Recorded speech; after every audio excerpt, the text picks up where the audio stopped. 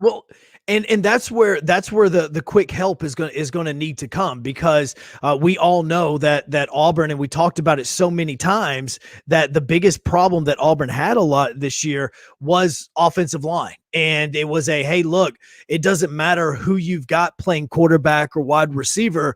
If your offensive line is bad, then it's not going to help anybody. Again, that was shown just a few weeks ago in the Super Bowl with Patrick Mahomes. There was literally, he had like a third string offensive line. If you are talking college football terms, he basically went into the Super Bowl with a bunch of walk-ons and players that didn't even have scholarship, and that was who he was playing behind.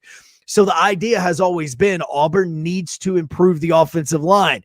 They added 2 offensive linemen in this recruiting class, which is really not good. So you add 2, you got some coming back, or you've got players that are coming back. And if of those 7 available spots, 2 or 3 of those are offensive linemen, next thing you know, you've got a veteran offensive line that can really benefit you going into this football season. And look, as much as we do want to bash Bo Nix for happy feet, which is what he had, there's a reason he had happy feet. There's also a reason Patrick Mahomes had to run 497 yards before he passed the football during the Super Bowl, and it's all because of offensive line. So before you want to question a quarterback and how good he is or isn't, look at the man that has their hands in the dirt. And if they are good, then you can blame the quarterback. If they're suspect, maybe it's not the quarterback, and that's the reason why you're struggling. So if they are going to go this route, transfer portal, they are going to have to do it on the offensive line, because that's where they need the most help in what could be Bo Nix's last football season at Auburn. Unfortunately for Auburn fans, they've been hearing about the offensive line for quite some time and been disgruntled about the situation there. And you cannot survive in the SEC. They've survived about as well as you can with a very mobile quarterback with a substandard offensive line. That just can't continue. Well, the biggest thing for Auburn when it does come to the offensive line is they're good at once every 4 years. You have a senior-led offensive line, and then they have a really good season, and those guys are either drafted or they graduate, and now you're back to a bunch of freshmen and sophomores or juniors that haven't really played because they've been behind those seniors. And so that's what continues to happen. So going back to a lot of Gus Malzahn press conferences, you would hear those where he'd say, well, we're really young up front, and we need to, we just got to get reps, and reps are the most important thing. The reason why you would hear that is because he basically meant, he doesn't mean young as far as, oh, this kid's 17 or 18 years old. He means young as in the sense of, hey, these guys haven't even played a full football season yet, and we're expecting them to be all SEC and all Americans.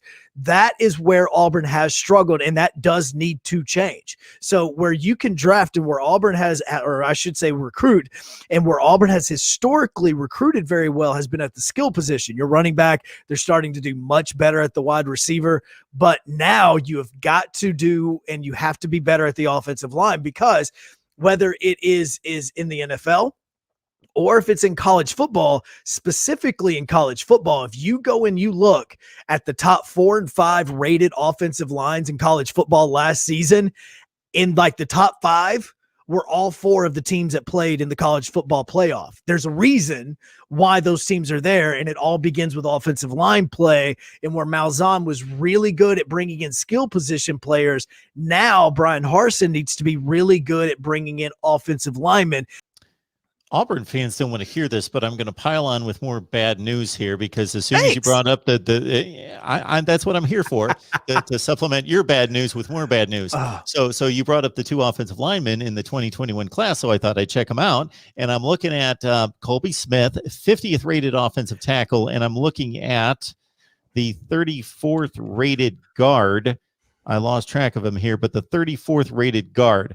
So the both of those guys, they could turn out to be phenomenal players, because the recruiting rankings aren't always right, but most likely they're not. No, so not only did they not bring in the numbers, Joe, they didn't bring in anybody that is supposed to turn out to be an all SEC kind of player. No, and look, there's a reason why you try to get 5 stars and 4 stars, and I don't care what Nick Saban says. He goes, "We're going for the best players out there." Look, I understand for every single 5-star that's out there, there's an AJ McCarron that was a 3 or 2 star, or a Mac Jones that was a 3 or 2 star at a period of time because he was at an offense at a high school that wasn't really going to showcase his talents, or he just hadn't been seen by the right people.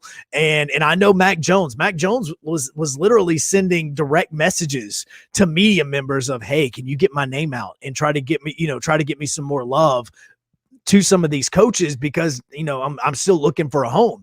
And so I know that there are those, but there is a mathematical equation that will show you that recruiting rankings matter big time. If you have a top 5 recruiting class, you will be playing either for a college football playoff or a national championship within. Matter of fact, just take the college football playoff out. You will be playing for a national championship within those incoming freshmen's lifespan at your university. I mean, it happens almost every single time. Go look at who are the top 4 and 5. Majority of the time it is Auburn, or I should say it is Alabama, it's Ohio State, it's Clemson, it's Georgia. Every one of those teams have played for a national championship in the last 4 years. And so that's the reason why is they recruit the best talented and the most talented football players. Yes, for every Clemson and Alabama and Georgia and Ohio State, there's an Oregon that was like 15th or 16th and they're recruiting in one recruiting class and they make that jump up. The Pac-12 is also god awful. And so something like that can potentially happen. But when you look at these teams also, and you go look and you have it pulled up right there, go look and see how many of these top 5 or these 5 stars and top rated 4 stars does Alabama, Georgia, Ohio State, and Clemson all have that play the offensive line position, because every single one of those teams has somebody on their recruiting class or in their 2021 recruiting class that was a top offensive lineman in probably the top 5 of that class. That is going to happen. The focus needs to be first on the 5 men with their hands in the dirt, and then you start to back up and get the skill position players in your quarterback. Good stuff from Joe Hunk. You can catch him on ESPN 97.7 The Zone, Huntsville, Alabama. All right, that's the story on Auburn football. So Joe is telling us that there's hope despite some of the recent numbers, and there's always that transition. And so Brian Harsin had to pick up for what was a pretty dismal class at that point, and did a pretty decent job of rallying the troops. Well, he did, and I have friends that live in Boise, Idaho, and in fact, I was sitting in this exact spot that we're doing this interview right now, and I was talking to him the other night, and he basically said, "Look, man, I will always be a Boise Bronco fan, a Boise State Bronco fan, but if I have to cheer now for a Power 5 football team, I am all about Auburn, because Brian Harsin is an amazing coach.